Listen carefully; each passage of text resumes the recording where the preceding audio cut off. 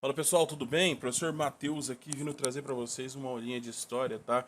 Já tô com saudade de vocês, mas nesse isolamento a gente tem que ter foco nos estudos, entendeu? A gente não pode parar por aqui e vamos fazer isso, vamos nos focar aqui nos estudos. Bom, a aula de hoje vem trazer para vocês um conteúdinho bem interessante aqui, que é a formação das primeiras civilizações que nós vamos conhecer, tá certo?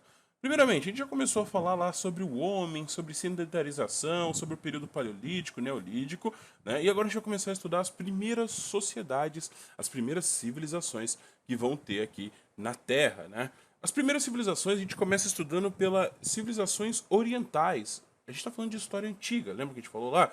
Antes da escrita, pré-história. Depois da escrita, história antiga. E no caso, na aula de hoje, a gente vai falar sobre algumas dessas formações, algumas dessas civilizações do Oriente.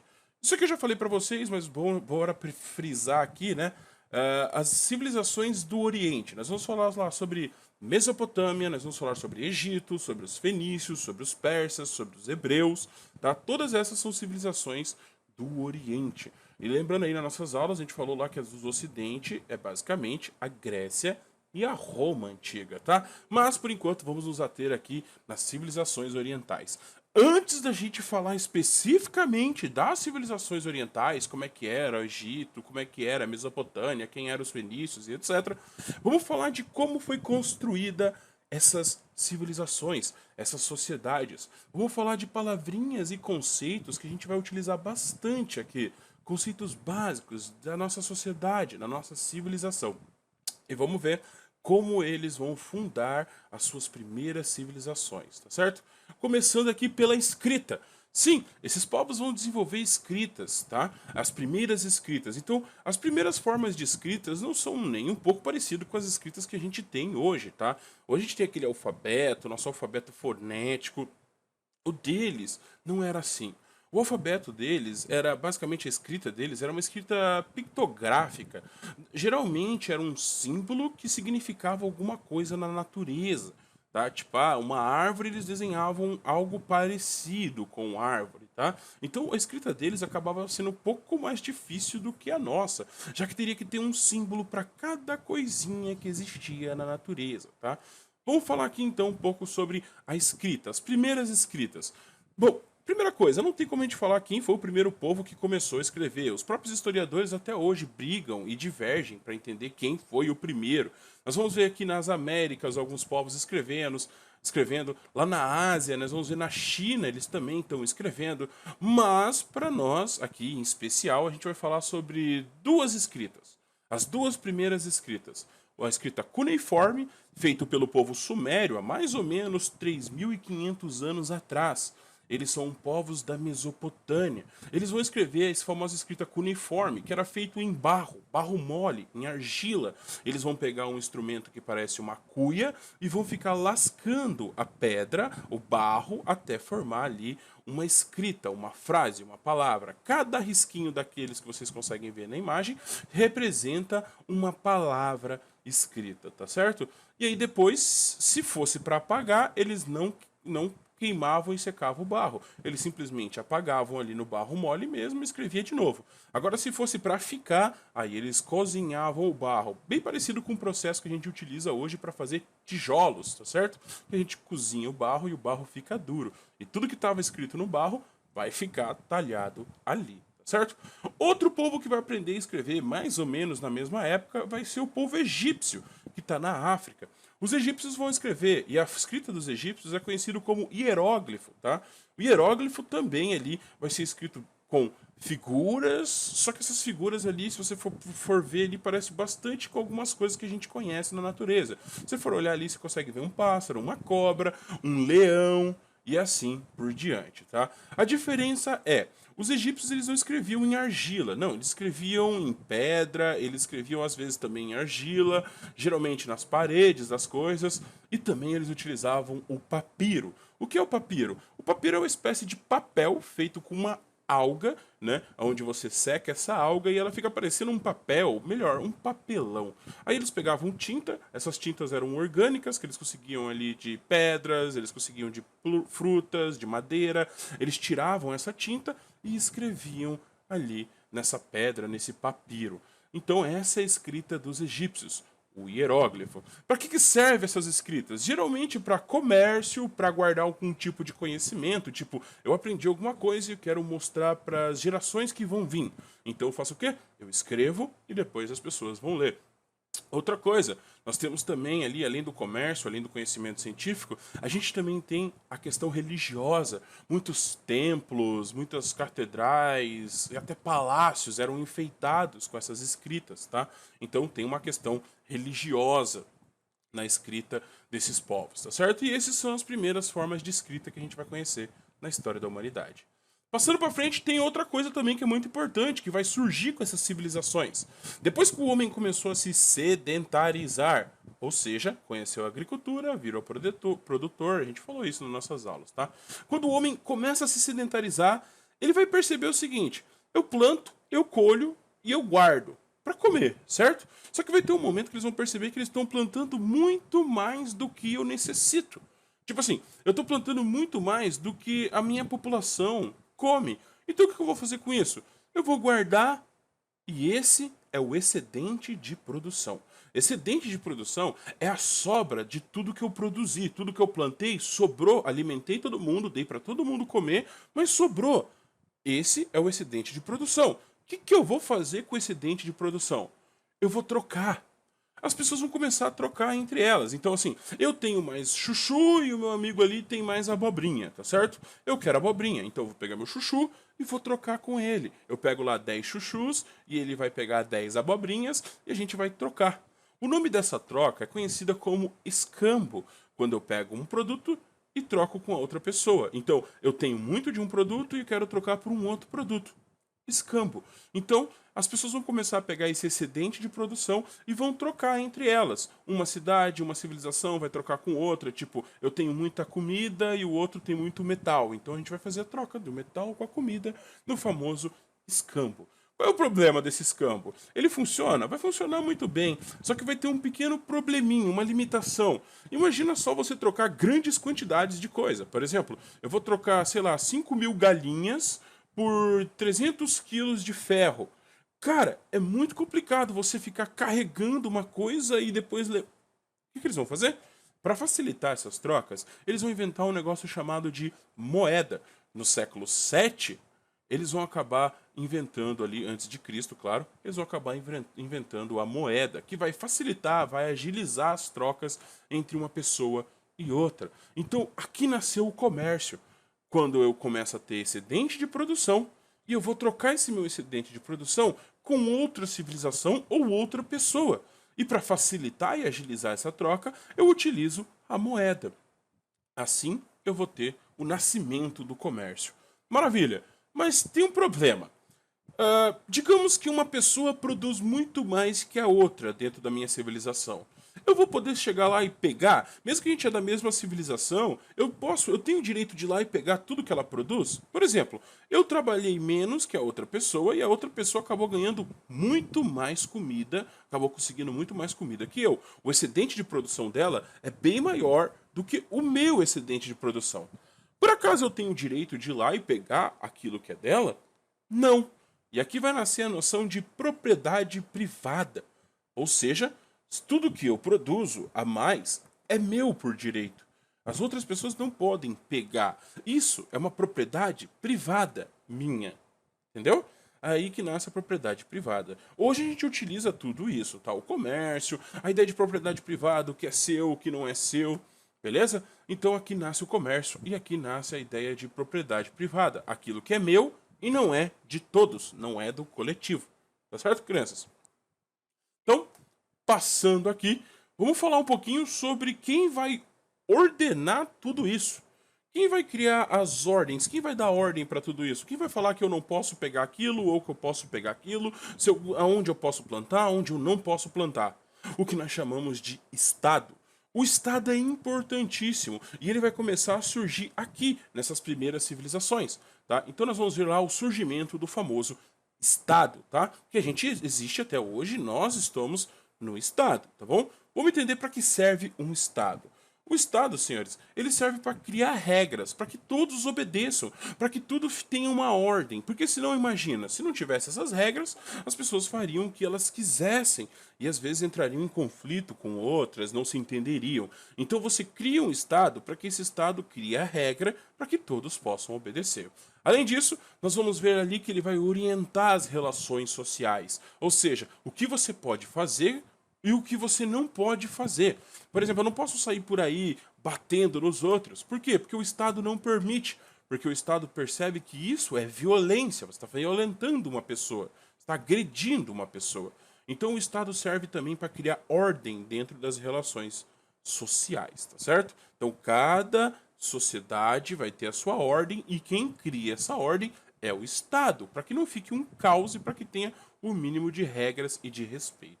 Outra coisa que o Estado vai fazer é superar os conflitos internos. Às vezes você tem brigas entre pessoas dentro da sociedade e quem vai tentar resolver, solucionar essas brigas vai ser o Estado. Por exemplo, no nosso mundo atual, o Estado faz isso também. A justiça, que a gente chama, é um órgão do Estado que resolve os conflitos. Nessa época, o Estado vai ser criado para, além de ordenar, criar todas essas regras, criar todas essas leis, também julgue e consiga resolver e superar os conflitos que vão ser criados dentro dessas sociedades. Partindo dali, nós vamos ver as pessoas que comandam o Estado. Tem que ter alguém comandando o Estado, né? Hoje a gente conhece lá prefeito, presidente, governador e assim por diante, tá certo? Nessas primeiras civilizações, nós vamos ter também governantes. As pessoas que governam, que estão no controle do Estado, que governam o Estado, são os governantes, tá? Qual é o objetivo do governante? O governante, ele vai ter na mão dele o poder político, ele vai comandar todo o Estado. Além do mais, ele vai organizar tudo, a construção, a plantação, a irrigação, ele que vai organizar cada pontinho da sociedade. Se tem que construir uma obra pública, tem que construir um monumento, tem que construir uma ponte, quem vai fazer isso vai ficar na mão do governante permitir e criar tudo isso. Além do mais, ele é que organiza todos os territórios, tipo, essa quantidade de terra vai para fulano de tal, essa quantidade de terra vai para o outro fulano ali. Além de organizar o território, ele é que cria a lei e é ele que nomeia autoridades. Tipo, quem vai ser o policial da sociedade, quem vai ser o juiz, quem vai ser... Quem faz isso é o governante. O governante que escolhe quem vai ser as autoridades, quem vai cobrar imposto, quem vai... Tudo isso é o dever do governante. Claro que o governante não consegue fazer isso sozinho. Normalmente, nessas civilizações, ele é uma pessoa só. Um rei, um faraó, a gente vai falar sobre todos esses caras. Então ele precisa de ajuda para fazer tudo isso. E aí, ele chama os funcionários públicos, que são nada mais do que pessoas contratados ou pegos pelo Estado para fazer alguns trabalhos. Por exemplo, exército, ou, por exemplo, construção pública, tipo, alguém precisa construir uma ponte.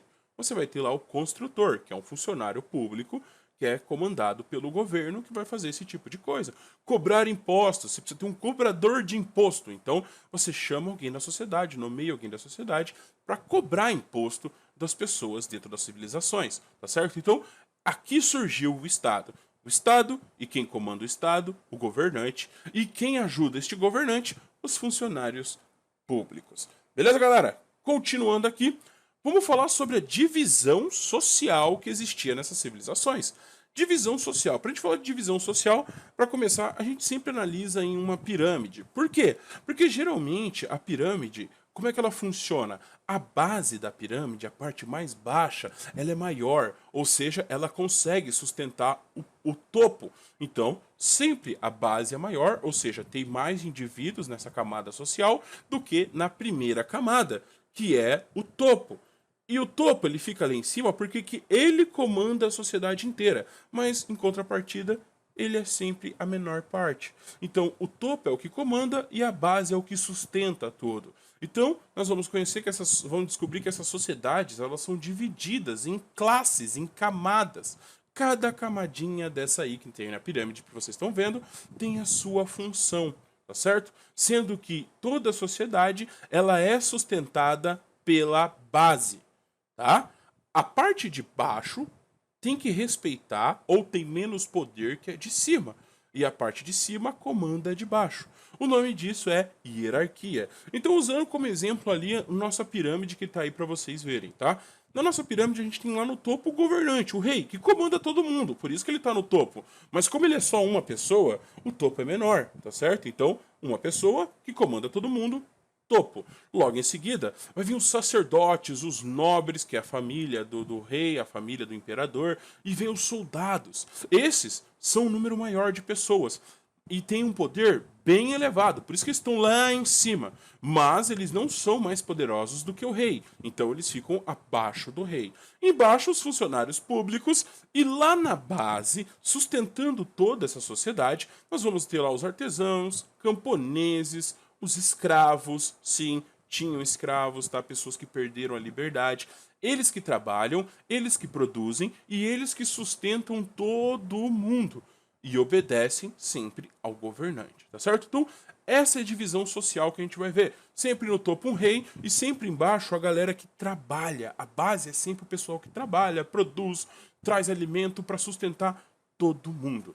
Isso é uma hierarquia, quando eu comando outras pessoas e essas pessoas me obedecem. Hierarquia, do maior para o menor, tá? Do que tem mais poder para aquele que não tem poder nenhum. Então as sociedades, essas primeiras civilizações, elas são divididas dessa forma, de forma hierárquica. E se a gente pensar bem, muita coisa dentro da nossa vida é dividida de forma hierárquica até hoje. Alguém comanda e os outros obedecem. Tem uma escala de poder, onde alguém tem mais poder e os outros têm menos poder. Beleza? Isso se chama hierarquia. E quando é divididinho assim, são as diferenças sociais. Beleza, pessoal? Vamos falar um pouquinho de religião, tá? A religião, que é tão presente na nossa vida hoje e sempre foi. A gente falou lá que o homem pré-histórico, ele tinha sua religião também, tá? Vamos falar um pouquinho sobre religião e da onde surgiu essas primeiras religiões. Eles precisavam explicar alguma coisa que eles não conheciam, que eles não tinham explicação. Hoje nós temos a ciência que explica muita coisa, mas naquela época eles não tinham a ciência. Então, como explicar o inexplicável? Com mais explicações inexplicáveis. Por exemplo, para explicar, por exemplo, fenômenos da natureza, como raio, chuva, sol, fogo, eles vão falar que essas criaturas são deuses ou são poderes de deuses. Por exemplo, eles vão criar lá um deus do sol, um deus da água, um deus do raio, um deus da areia e assim por diante.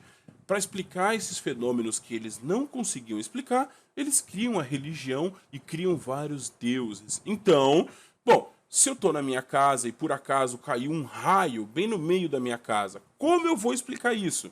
Eu irritei, de alguma forma, o deus do raio. Ou não tem chuva, eu irritei o deus da água e assim por diante. Então a sociedade desses meus queridos ali tinham vários deuses. Sociedades que têm mais do que um deus são chamados de politeístas, tá? Então se na sua sociedade, se na sua civilização, por acaso você tem mais do que um deus, você tem vários deuses, a sua civilização é politeísta, com vários deuses, tá? Então, basicamente a gente vai ver aí que essas sociedades, todas elas eram politeístas, tá certo? Bom, e querem explicar com a religião os fenômenos da natureza, inclusive um fenômeno da natureza que é bem inexplicável para nós até hoje, a morte. Tá? Como explicar a morte? Como falar do que vem depois da morte? Então, graças a essas dúvidas e medos, inclusive, eles criam ali os fenômenos ali religiosos, tá certo? Bom, quem comanda essas religiões? Quem são os líderes dessas religiões? Além dos deuses, nós vamos ver também os sacerdotes, tá? O sacerdote é aquele líder religioso, bem parecido com o que nós temos hoje ali, os padres, pastores, rabinos e assim por diante, os sheiks. Eles são sacerdotes, são líderes religiosos e eles são muito respeitados, porque imagina só, esse sacerdote, a população acreditava que ele tinha um contato com os deuses. Ele conseguia falar com os deuses. Então, é melhor você não mexer com ele, tá? Eles são líderes respeitados, todo mundo respeita eles, tá certo? Nós vamos ver aí que eles são tão respeitados e as pessoas tinham tanto medo desses deuses que vão construir gigantescos monumentos para eles. Obras enormes, que a gente vai ver daqui a pouco ali, que serviam para quê? tanto para adorar esses deuses, como também para armazenar comida, entre outras coisas, tá certo? E nós vamos ver que eles também adoravam imagens. Eles desenhavam a imagem dos deuses, as pinturas, porque eles achavam que assim iria agradar os deuses. Então, eles faziam ali as imagens. Aqui no nosso slide você vê algumas imagens de deuses egípcios, tá? Eles gostavam, a gente vai falar mais sobre esses deuses quando a gente for falar de Egito, tá bom? Eles adoravam desenhar esses deuses, pintar esses deuses, como se fosse uma forma de reverenciar esses deuses, tá certo? Pessoal, então, basicamente, a gente vai ver então essas civilizações sendo civilizações politeístas que acreditam em vários deuses. Professor, e qual é o nome da civilização que acredita em um só Deus? A maioria do nosso mundo hoje é formado por religiões que acreditam em um só Deus, que é o próprio Deus, né? Essas religiões que só tem um Deus e o nome desse Deus é Deus, a gente chama de monoteísta, ou seja, apenas um Deus. Partindo aqui, o governo, a gente falou de governo, né? A gente falou ali sobre o Estado, sobre o governo, a gente falou sobre religião. E agora fica uma dúvida: como é que você escolhe os governantes? Como é que você vai escolher os governantes dessa civilização? Como é que eu vou olhar para esses caras e falar assim, ó, aquele ali vai comandar, aquele vai ser o governante, ele que vai controlar o Estado?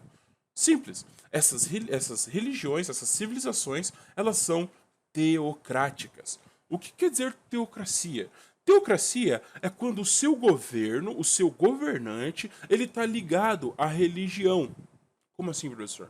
Quando você acredita que seu rei é enviado de Deus ou enviado dos deuses para comandar a terra, ou quando você acredita que o seu rei é um deus. Sim, o Egito tem os faraós, e os egípcios acreditavam que o faraó era um deus vivo na terra, tá?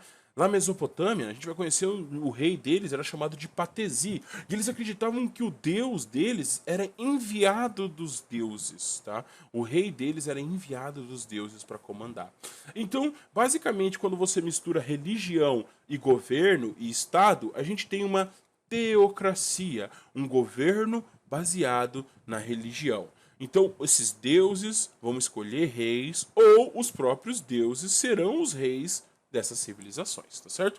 Esse é o Estado teocrático. No Egito, na Mesopotâmia, os hebreus, os persas, os fenícios, todos eles serão teocráticos, tá certo? Eles acreditavam que seus líderes eram representantes ou eram deuses na Terra, tá? E aqui embaixo eu trago para vocês os famosos zigurates, que são grandes templos feitos pela Mesopotâmia. Os sumérios, os mesopotâmicos, eles vão construir esses templos enormes para duas coisas. Primeiro, eles acreditavam que os deuses deles estavam no espaço, estavam no céu. Então, eles construíram esses templos enormes para poder admirar e observar o céu, tá? Então, eles, em cima desses zigurates, nessa casinha lá em cima ali, ficavam os sacerdotes rezando para os deuses. Só que embaixo a construção é bem grande para caber comida. Então eles armazenavam a comida dentro desses templos, tá? E depois o sacerdote distribuía essa comida para a população, galera.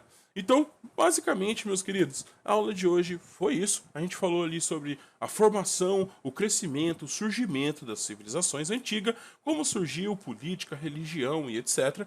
Nas próximas aulas, a gente vai falar exatamente sobre essas civilizações. Vamos falar sobre egípcios, vamos falar sobre hebreus, vamos falar sobre persas, vamos falar sobre os fenícios, tá certo? Então, galera, forte abraço a todo mundo aí. Tô com saudades de todos, tá certo?